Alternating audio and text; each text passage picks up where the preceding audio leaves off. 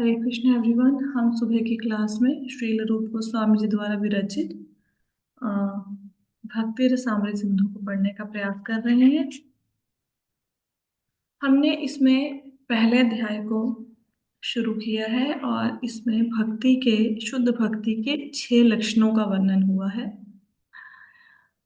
उसमें से पहला लक्षण जो है कि जो शुद्ध भक्ति है वो सब प्रकार के भौतिक संकटों से तत्काल राहत दिलाती है, इमीडिएटली मुक्त कर देती है भौतिक संकटों से व्यक्ति को।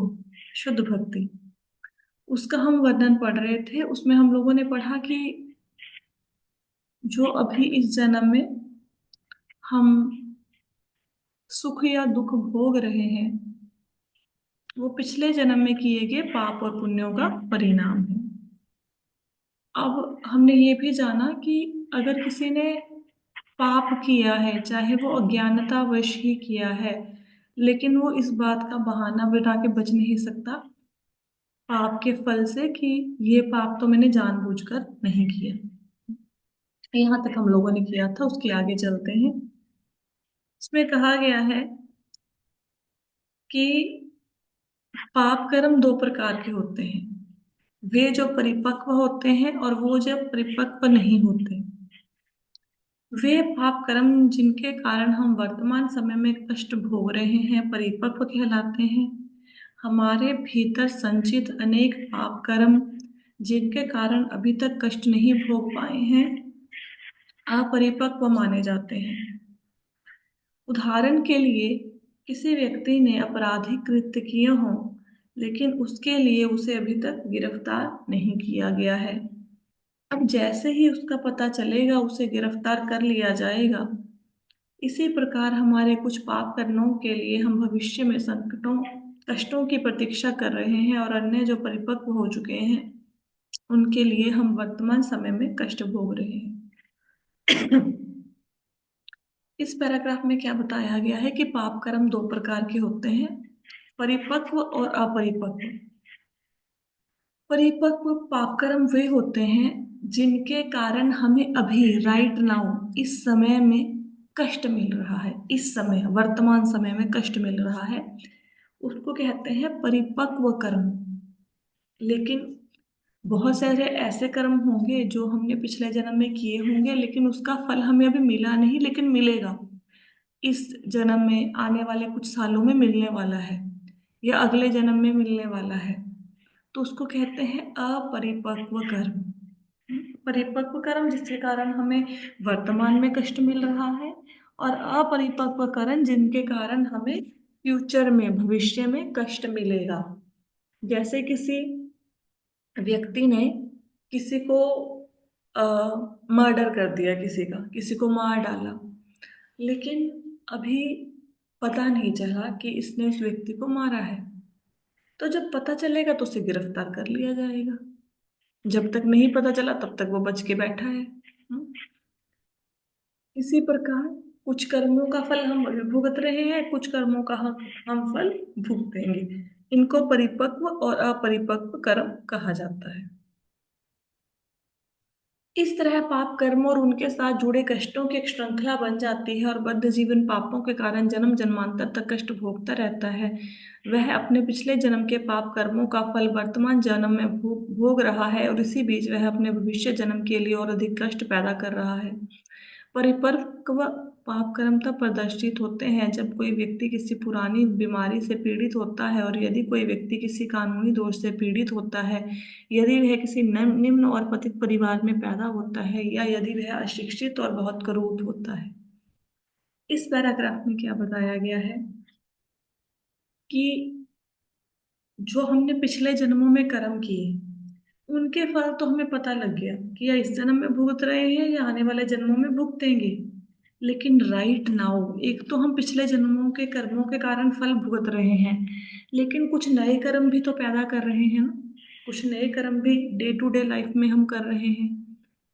उन कर्मों के परिणामों का फल भी हमें भुगतना पड़ेगा। इसी प्रकार ये एक चेन बन जाती है। कभी व्यक्ति पाप करता है, कभी पुण्य करता है, उसके अनुसार ही उसके अगले जन्म में या इस जन्म में उसको कष्ट मिलते रहते हैं, सुख मिलता रहता है।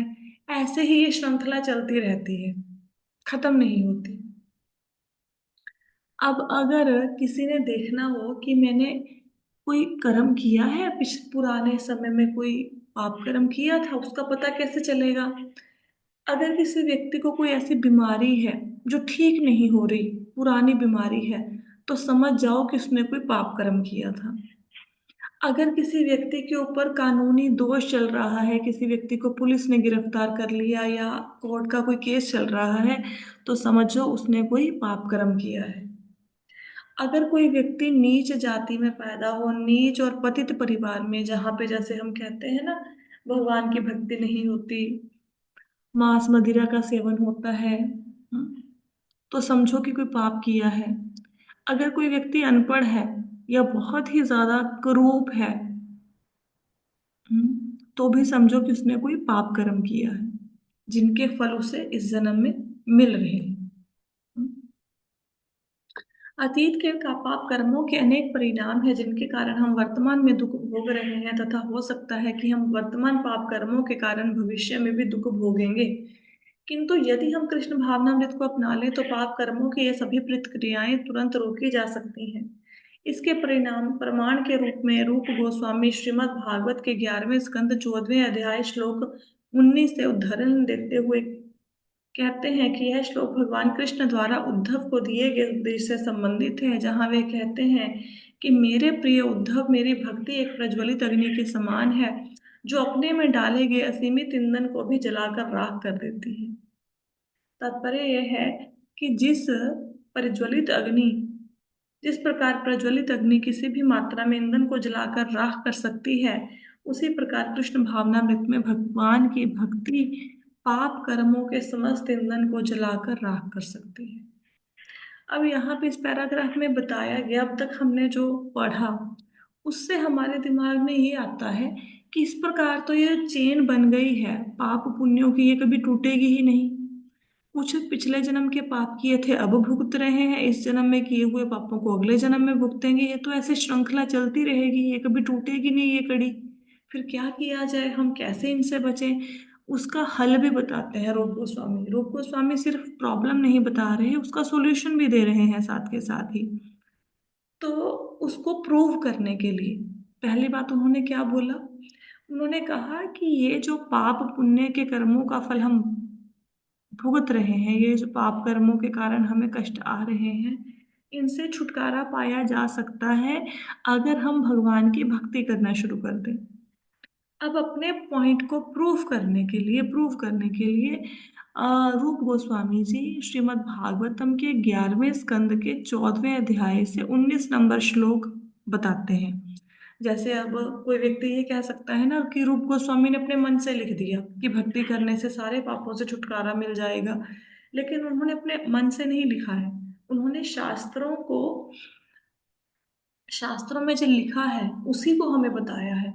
तो इसके लिए वो श्रीमद् भागवतम का श्लोक बताते हुए कहते हैं, ये श्लोक अ, उद्धव गीता से लिया गया है। भगवान कृष्ण ने जब वो धराधाम से जाने लगे, तो उससे पहले वो उद्धव से मिले और वहां पे उन्होंने उद्धव को संदेश दिया गीता का। लेकिन ये गीता जो भगवान ने अर्जुन को कुरुक्षेत्र के युद्ध में बोली गई थी गीता, ये वो नहीं है। ये इन्होंने उद्धव को अलग से ज्ञान दिया था, अर्जुन को अलग से ज्ञान दिया था। तो उसमें भगवान ने उद्धव को बताया कि जो मेरी भक्ति है वो एक प्रकार के अग्नि के समान है। जैसे बहुत बड़ा कोई हम लोगों ने रुई का पहाड़ खड़ा कर दिया, उसको जलाने के लिए एक चिंगारी काफी है, सारी रुई जल जाएगी। उसी प्रकार चाहे हमारे पापों के कितने भी बड़े पहाड़ क्यों ना हो, भगवान की भक्ति ऐसी है, वो अग्नि की भांति सारे पापों को जलाकर नष्ट कर देगी। लेकिन हमें इस बात का ध्यान रखना चाहिए कि हमसे भविष्य में जानबूझकर कोई पाप ना हो। पापों से बचने का प्रयत्न करना चाहिए। भक्ति को पाप खत्म करने के इंस्ट्रूमेंट के तौर पर, एक साधन के तौर पर यूज नहीं करना चाहिए। तात्पर्य यह है कि जिस प्रकार प्रज्वलित अग्नि किसी भी मात्रा में ईंधन को जलाकर राख कर सकती है, उसी प्रकार कृष्ण भावनामृत में भगवान की भक्ति पाप कर्मों के समस्त ईंधन को जलाकर राख कर सकती है। उदाहरण के लिए गीता में अर्जुन ने सोचा था कि युद्ध करना पाप है, लेकिन कृष्ण ने अपने आदेश के तहत उसे युद्ध के मैदान में लगाया। इस तरह युद्ध भक्ति बन गया, इसलिए अर्जुन को किसी भी पाप का फल नहीं मिला। यहाँ पे एक और उदाहरण दिया गया है कि देखा जाए तो अपने गुरु की हत्या तो नहीं करनी चाहिए, गुरु को तो नहीं मारना चाहिए, दादाजी को तो नहीं मारना चाहिए, अपने सगे संबंधियों को नहीं मारना चाहिए, है ना, उससे पाप लगेगा। लेकिन कुरुक्षेत्र के युद्ध में तो अर्जुन ने सारे काम किए, अपने गुरु के ऊपर भी बाण चलाया, दादा के ऊपर भी बाण चलाया, सगे संबंधियों को भी मार रहे हैं, तो फिर उनको पाप क्यों नहीं लगा? क्योंकि उन्होंने भगवान की आज्ञा का पालन करने के लिए युद्ध किया। ये भगवान का आदेश था कि युद्ध करो। क्योंकि भगवान के आदेश के अनुसार युद्ध किया, इसलिए अर्जुन को जो भी महाभारत के युद्ध में नरसंहार हुआ, इतने लोग मारे गए, उसका कोई फल नहीं भुगतना पड़ा। श्रील रूप गोस्वामी श्रीमद् भगवद गीता के 33वें स्कंद के 33वें अध्याय के 6ठे श्लोक से एक अन्य श्लोक उद्धृत करते हैं, जिसमें देवहूति अपने पुत्र कपिल देव को संबोधित करती हुई कहती हैं, हे प्रभु, भक्ति के 9 प्रकार हैं जो श्रवण और कीर्तन से प्रारंभ होते हैं। जो कोई भी आपकी लीलाओं के बारे में सुनता है, जो आपकी महिमा का कीर्तन करता है, जो आपको नमस्कार करता है, जो आपका चिंतन करता है, इस प्रकार 9 प्रकार की भक्ति सेवाओं में से किसी को भी करता है, भले ही वह कुत्ते खाने वाले मानव जाति की सबसे निचली श्रेणी के परिवार में पैदा हुआ हो, वह तुरंत यज्ञ करने के योग्य बन जाता है। इस प्रकार कैसे संभव है कि पूर्ण कृष्ण भावनामृत में भक्ति सेवा में वास्तव में लगे हुए व्यक्ति की शुद्धि न हो? यह संभव नहीं। अब श्री रूप गोस्वामी जी इस पॉइंट को और ज्यादा प्रूव करने के लिए कि भगवान की भक्ति सब प्रकार के पापों का नाश कर देती है, एक और श्लोक लेते हैं श्रीमद् भागवत से। ये श्लोक श्रीमद् भागवतम के 3रे स्कंद के 33वें अध्याय का 6ठा श्लोक है। इस श्लोक में क्या बताया गया है कि जो देवहूति है, देवहूति जो भगवान कपिल थे, भगवान के एक अवतार हैं भगवान कपिल, ये देवहूति और करदम मुनि के पुत्र थे। इन्होंने अपनी माता को ज्ञान दिया था, भक्ति का ज्ञान, सांख्य योग पढ़ाया था। बेसिकली सांख्य योग होता है कि प्रकृति जिन 24 तत्वों से बनी है उसका उसकी एनालिटिकल स्टडी, उसका विश्लेषण, और ये पता लगाना कि आत्मा परमात्मा का क्या संबंध है, हमारे जीवन का लक्ष्य क्या है, ये सब उन्होंने अपनी माता को बताया। तो देवहूति जो हैं, जो भगवान कपिल की माँ है, वो कहती हैं भगवान कपिल को कि 9 प्रकार के भक्ति के चरण हैं। आपने कहीं पे पढ़ा भी होगा नवदा भक्ति। नवदा भक्ति में क्या क्या आता है? भगवान की महिमा को सुनना और उसको सुनाना लोगों को। श्रवणम कीर्तनम विष्णु स्मरणम पाद सेवनम, भगवान विष्णु को याद करना, भगवान विष्णु के चरण कमलों की सेवा करना। श्रवणम कीर्तनम विष्णु स्मरणम पाद सेवनम अर्चनम वंदनम दास्यम, भगवान विष्णु की अर्चना करनी, वंदना करनी, दास्य भाव में कि भगवान हमारे स्वामी, हम उनके सेवक, भगवान की सेवा करने इस भाव में। अर्चनम वंदनम दास्यम साख्यम आत्मनिवेदनम, सख्यम आत्मनिवेदनम का मतलब है कि भगवान को मित्र के रूप में भगवान के साथ संबंध बनाना, और आत्मनिवेदन का अर्थ है पूर्ण रूप से भगवान की शरणागति। तो ये नवदा भक्ति के 9 चरण हैं। कोई व्यक्ति चाहे इन 9 के 9 का पालन कर सकता है, या कोई चाहे तो इनमें से किसी एक चीज को भी चुन सकता है। जैसे कुछ लोगों को श्रवण करना बहुत अच्छा लगता है, भगवान की लीलाओं के बारे में सुनना, और कुछ लोगों को कीर्तन करना बहुत अच्छा लगता है। कीर्तन का अर्थ क्या है? कीर्तन का अर्थ है भगवान की लीलाओं को सुनाना। अब आपने ये कथा सुनी सुबह सुबह, अब आपका मन होगा कि इस कथा को मैं किसी और को भी सुनाऊं। तो जब आप ये कथा सुन रहे हैं तो ये श्रवण हो गया, जब आप किसी को ये कथा सुनाएंगे तो वह कीर्तन हो जाएगा। तो नवदा भक्ति के सारे अंगों का या किसी भी एक अंग का पालन करने से व्यक्ति शुद्ध हो जाता है। भले ही कोई भगवान की लीलाओं के बारे में सुने, उनको लोगों को सुनाए, या सिर्फ भगवान को नमस्कार ही क्यों ना करे, या भगवान के बारे में सिर्फ सोचे ही क्यों ना, वो इतना शुद्ध हो जाता है भगवान की भक्ति करने से कि एक चंडाल भी यज्ञ करने के योग्य हो जाता है। चंडाल किसको कहते हैं? जो कुत्ते का मांस खाता है, उसको सबसे नीच कोटि का प्राणी माना जाता है चंडाल को।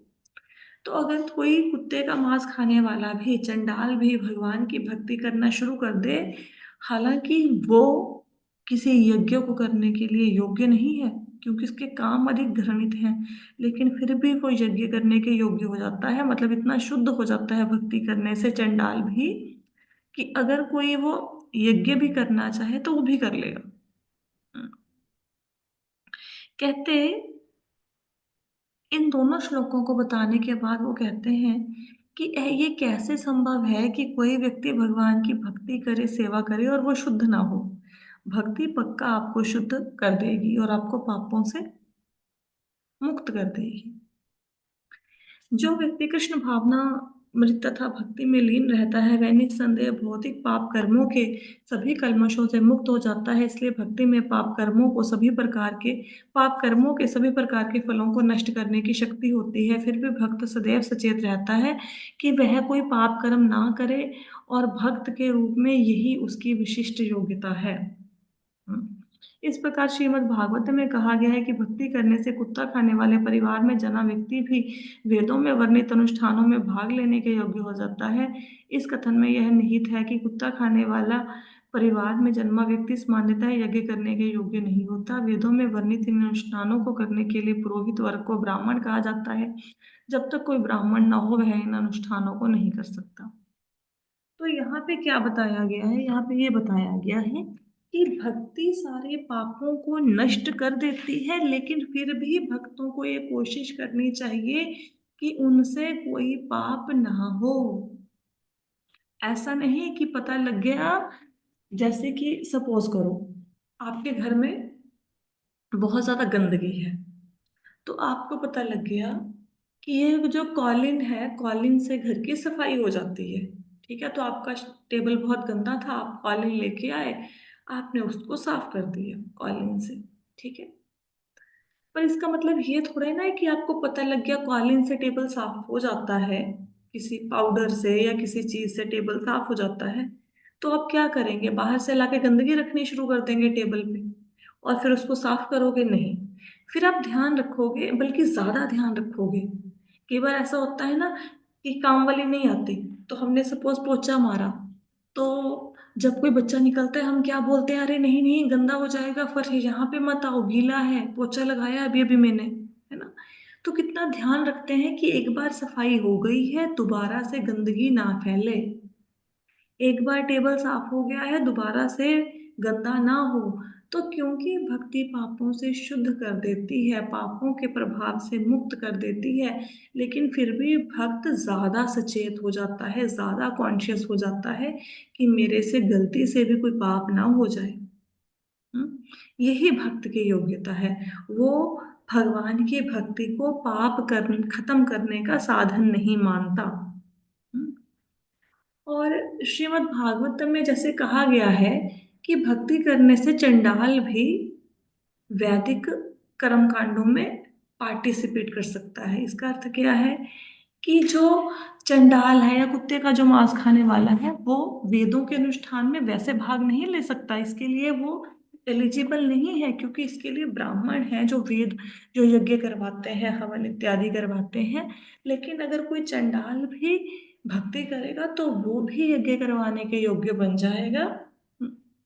तो इसमें बताया गया है कि भक्ति का कितना अधिक महत्व है, किस हद तक भक्त को शुद्ध कर सकती है भक्ति। अब आगे चलते हैं। एक व्यक्ति अपने पिछले कर्मों के कारण ब्राह्मण परिवार में या कुत्ते के खाने वाले परिवार में जन्म लेता है। यदि कोई व्यक्ति कुत्ता खाने वाले परिवार में जन्म लेता है तो इसका मतलब ये है कि उसके पिछले पाप कर्म पाप पूर्ण थे। लेकिन यदि ऐसा व्यक्ति भी भक्ति सेवा का मार्ग अपनाता है और भगवान के पवित्र नामों का जाप करना शुरू कर देता है, हरे कृष्ण कृष्ण कृष्ण हरे राम राम राम हरे हरे, तो तुरंत वह अनुष्ठान समारोह करने के योग्य हो जाता है। इसका मतलब पाप कर्म तुरंत निष्प्रभावी हो गए। अब किसी व्यक्ति ने पिछले जन्म में अच्छे काम किए थे या बुरे काम किए थे, इसका पता कैसे लगेगा? इसका पता यहां से लगेगा कि आप ये देखो कि वो व्यक्ति कैसे परिवार में उसका जन्म हुआ। अगर किसी व्यक्ति का जन्म ऐसे परिवार में हुआ है जो चंडाल की भांति कार्य करते हैं, जैसे चंडाल मैंने आपको पहले भी बताया कि इसको कहते हैं जो कुत्ते का मांस खाता है, या मांस मछली जिनके घर में बहुत चलता है, मदिरा पान बहुत होता है जिनके घर में, इसका मतलब है कि उस व्यक्ति ने कुछ पाप कर्म किए थे, इसलिए उसको ऐसे घर में जन्म लेना पड़ा। किसी की शिक्षा बहुत अच्छी नहीं है, कोई अनपढ़ है, कोई सुंदर नहीं है, बहुत ज्यादा कुरूप है, इसका मतलब उसने पिछले जन्म में पाप किए थे। तो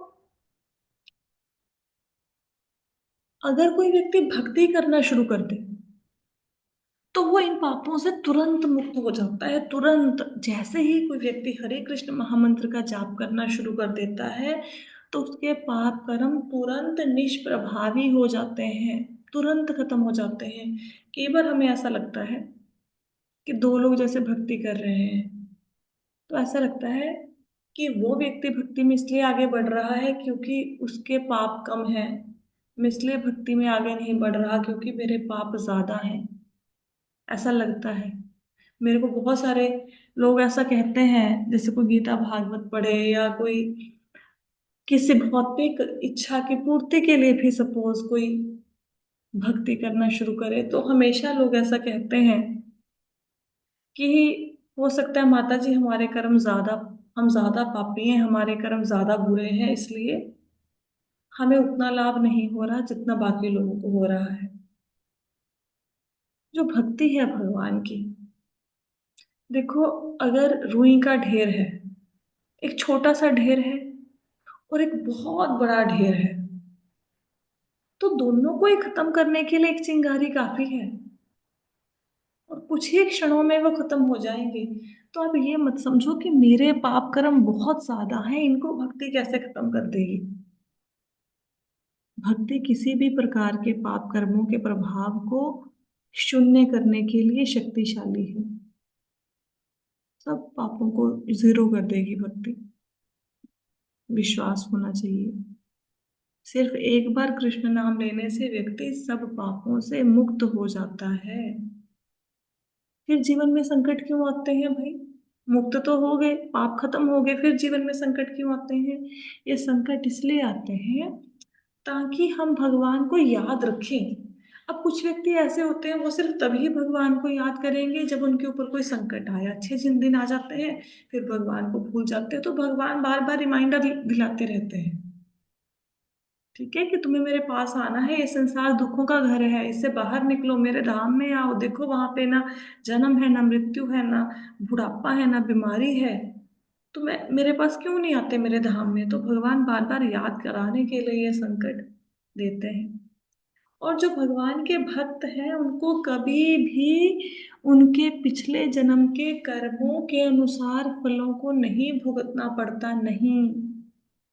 भगवान के भक्तों के ऊपर ये नियम लागू नहीं होता कि उनको पिछले जन्म के कर्मों का फल भुगतना पड़ेगा ना, क्योंकि उनके जीवन में जो भी सुख या दुख वो अभी भोग रहे हैं उसका उसको भगवान खुद सैंक्शन करते हैं। भगवान खुद देखते हैं कि इस भक्त के जीवन में कौन सा सुख आना चाहिए, कौन सा दुख आना चाहिए, ठीक है। पद्म पुराण में कहा गया है पाप कर्मों के कारण चार प्रकार के प्रभाव होते हैं जो इस प्रकार सूचीबद्ध है। ये जो यहाँ पे चार लिए गए हैं ना, कूटम बीजम फलम, ये क्या था, कूटम बीजम और दो और है परिपक्व अपरिपक्व, ये चार है। चार प्रकार के जो पाप कर्म बताए गए हैं पाप कर्मों के इनफेक्ट चार प्रभाव बताए गए हैं। पाप कर दिया, अब उसका क्या परिणाम होगा, उसको चार भागों में बांटा गया है पद्म पुराण में। कौन कौन से? जो प्रभाव अभी तक फलित नहीं हुआ है। कैसे समझेंगे इसको? आपने एक बीज बो दिया आम के पेड़ का, अब उस पर फल नहीं लगे, लेकिन बीज है धरती के अंदर, अब दिख नहीं रहा, कुछ नहीं दिख रहा। अब बीज बोओगे, एक दिन में थोड़ा ना उसके अंदर से पत्ते निकल आएंगे, तो थोड़ा टाइम लगता है। तो बीज है धरती के अंदर, लेकिन अभी दिख नहीं रहा उसका प्रभाव, फलित नहीं हुआ। ठीक है, ये एक है, एक प्रकार का पाप कर्म का प्रभाव है। मतलब जैसे आपने देखा होगा, आप देखते हैं कुछ लोग बुरा करते हैं, बहुत बुरा करते हैं, किसी का मन दुखाना, झूठ बोलना, चोरी करना, कुछ भी ऐसा बुरा कर्म करते हैं। हम कहते हैं अरे वो तो कितने बुरे कर्म करता है, लेकिन देखो वो तो बड़ी तरक्की कर रहा है, उसके बच्चे भी अच्छे स्कूलों में पढ़ते हैं, उसके पास घर गाड़ी भी अच्छा है, उसको तो भगवान देख नहीं रहे, उसको तो उसके पापों की सजा मिल नहीं रही है ना। हम तो भगवान की भक्ति करते हैं, हमारे जीवन में कितने संकट आ रहे हैं। वो क्या कर रहा है व्यक्ति जो पाप कर रहा है, वो बीज बो रहा है। हम्म? अभी अंदर है, अभी फलित नहीं हुए, अभी तो बीज बो रहा है। अभी एक दो महीने में जाके उसके फल लगेंगे, जैसे पेड़ के फल लग, मतलब ऐसा नहीं कि एक दो महीने में उसको पापों का फल मिलेगा, कहने का मतलब है कि उसने पाप करके बीज बो दिया। अब कब फल मिलेगा वो पता नहीं, लेकिन मिलेगा जरूर। ठीक है, वह प्रभाव जो बीज के रूप में पड़ा है, एक तो प्रभाव ये हो गया कि बीज बोया, उसमें भी पत्ते निकलने ही वाले हैं, और एक प्रभाव वो है जो बीज के रूप में पड़ा है, मिलेगा फल, अभी नहीं मिला। एक प्रभाव जो पहले से ही परिपक्व है, मतलब एक ऐसा फल है कि पूरा पेड़ बन गया, उस पे फल लग गए, अब आप उसको खा सकते हो। मतलब वर्तमान समय में जो पाप कर्मों के फल हम भुगत रहे हैं राइट नाउ, अभी मेरे सर्वाइकल का प्रॉब्लम है, माइग्रेन है, कोई अ, आर्थिक अवस्था ठीक नहीं है, जो भी काम करते हैं ठीक से नहीं हो पा रहा, तो ये वर्तमान समय में जो फल भुगत रहे हैं, मतलब वो परिपक्व हो गया, बीज लगाया था, पेड़ बन गया, फल आ गया, अब उसको खाओ। अब जो पिछले जन्म में अच्छे बुरे कर्म किए थे, भुगतो इनको राइट नाउ। और वह प्रभाव जो लगभग परिपक्व है, जैसे अभी आम का पेड़ में आम लग गए लेकिन कच्चे हैं, मतलब अबाउट पकने ही वाले हैं, अभी आप उनको चखोगे। मतलब ये जो पाप कर्म आप एक भुगत रहे हो, वो एक लाइन में लगे हुए हैं कि इसको भुगतो, अब दूसरा खड़ा है, दूसरा फल खड़ा है कि अब इसको भुगतना पड़ेगा। तो ये चार प्रकार के कर्म हैं, परिपक्व, अपरिपक्व, कूटम और बीजम। ये चारों प्रकार के पापों के जो प्रभाव हैं, पूरे खत्म हो जाते हैं अगर व्यक्ति भगवान की शरण में आ जाए और भगवान की सेवा करे। रूप गोस्वामी लिखते हैं कि यह भी कहा गया है कि ये सभी चार प्रभाव उन लोगों के लिए तुरंत, देखो एक बात पे ध्यान दो, किस बात पे? तुरंत। ऐसा नहीं कहा गया कि आज आप अगर भक्ति करना शुरू करोगे तो 8-10 साल के बाद आपके पाप कर्म खत्म होंगे, 2-3 महीने लग जाएंगे, 2-3 घंटे लग जाएंगे ना। क्या बोला? तुरंत। तुरंत का मतलब क्या होता है? Right now. जिस क्षण आप भगवान की शरण लेते हो, भगवान की भक्ति करना शुरू करते हो, उसी क्षण आपके करोड़ों जन्मों के अनगिनत पाप नष्ट हो जाते हैं। आगे चलते हैं। लगभग परिपक्व के रूप में वर्णित प्रभाव उस कष्ट को दर्शाते हैं जिससे व्यक्ति वर्तमान में पीड़ित हो रहा है, और बीज के रूप में पड़े प्रभाव हृदय में केंद्र में है, जहां पापमयी इच्छाओं का एक निश्चित भंडार बीज की तरह है। संस्कृत शब्द कूटम का अर्थ है कि वे बीज या बीज के प्रभाव को उत्पन्न करने के लिए लगभग तैयार हैं। अपरिपक्व प्रभाव उस स्थिति को संदर्भित करता है जहां अंकुर शुरू नहीं हुआ है। जो ऊपर चार प्रकार के कर्म बताए थे, कूटम, बीजम, परिपक्व और अपरिपक्व, इसका वर्णन किया गया है। कहते हैं लगभग परिपक्व का अर्थ क्या है? जो वर्तमान में जिसके कारण हम दुख भोग रहे हैं। बीजम का अर्थ क्या है? बीजम का अर्थ है कि हमारे मन के अंदर पाप करने की जो इच्छा है। मन में तो इच्छा चलती है ना कि पाप करते रहे, है ना। जैसे सपोज करो किसी ने मांस मछली खाना छोड़ दिया, लेकिन सामने देखा और देख के मन ललचा गया, याद आ गया उसका टेस्ट, मन कर रहा है खाने का, है ना। ये एक व्यक्ति है, कहते हैं ना कि मैं 2 महीने के लिए ड्रिंक करना छोड़ रहा हूँ, 3 महीने के लिए, अब सामने आती है तो मन करता है पी ले। चोर है, सोचता है मैं चोरी नहीं करूंगा, लेकिन जैसे ही मौका मिलता है उसका हाथ चोरी करने की तरफ बढ़ जाता है। तो ये है बीज, हमारे अंदर पापों के, वासनाओं के, कामनाओं के बीज पड़े हैं। और जब तक बीज नहीं नष्ट होते तब तक पाप होते रहेंगे। तो जो भक्ति होती है वो बीजों को ही नष्ट कर देती है। जैसे सपोज करो आपने सेब खाया, सेब के अंदर क्या है? एप्पल के अंदर बीज है। उस बीज को बो दो, फिर उससे वृक्ष बन जाएगा एप्पल का, फिर उसमें सेब लगेंगे। अब उनमें जो बीज होंगे फिर उसको बो दो, फिर उसमें से नए पेड़ लगेंगे, फल लगेंगे, ऐसा चलता रहेगा। लेकिन अगर आप बीज को निकाल कर उसको भून दो, भून दो मतलब उसको पूरा काला कर दो भून के, उसके बाद आप उसको कहीं पे बोएंगे तो उसमें से कोई भी पौधा नहीं निकलेगा, कोई पेड़ नहीं निकलेगा भुने हुए बीज से। भक्ति पापों को तो नष्ट करती ही करती है, वो पाप करने की इच्छाओं को भी नष्ट कर देती है। पाप के जो बीज हमारे हृदय के अंदर पड़े हैं उनको भी भून के पूरी तरह से ऐसा कर देती है कि दोबारा से पाप करने की इच्छा ही ना रहे। ऊटम का क्या अर्थ है? ऊटम का अर्थ वो है कि जो बीज हैं बो दिए, वो अबाउट अंकुरित होने वाले हैं, बस। बीज बो दिए, अब फटाफट से फल लगेगा, तैयार हो जाओ उन कर्मों को भुगतने के लिए, है ना। अपरिपक्व प्रभाव, उस अपरिपक्व प्रभाव का मतलब क्या है कि बीज बोया हुआ है लेकिन पौधा नहीं निकला, भी समय लगेगा उसको आने के लिए।